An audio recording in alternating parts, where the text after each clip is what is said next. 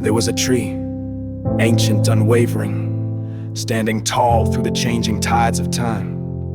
Its roots burrowed deep, its branches stretched wide, and its bark bore the marks of years long past.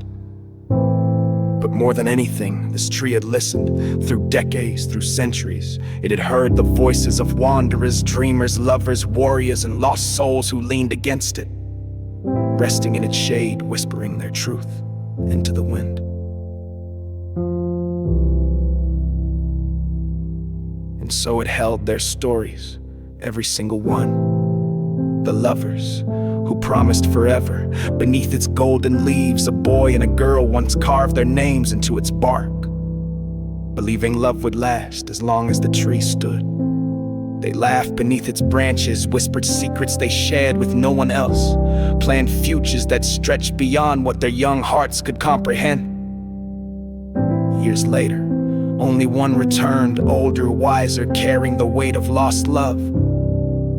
She traced the initials once carved into the tree, tears slipping down her cheeks. Some promises fade, but the tree remembered, the wanderer seeking purpose.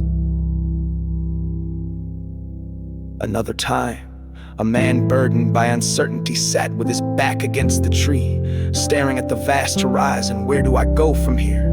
He murmured, unsure whether he was speaking to himself or to the great oak. The tree did not answer, but the wind shifted through its leaves, a silent reassurance that paths always unfold. And when the man stood, determination settling in his bones, he pressed a hand to its bark in gratitude. The tree had listened. That was enough. The child who believed in magic, once a child with wild curls and eyes filled with wonder, danced around the tree, giggling as she whispered, "I know you can hear me." She spun stories of hidden kingdoms, of fairies resting in its branches, of dragons who slept beneath its roots. She believed in magic, and because of her, the tree did too. Decades later, the child, now a mother, brought her own little one to the tree, kneeling in its shade. If you listen carefully, she told him, you'll hear the stories carried in the wind.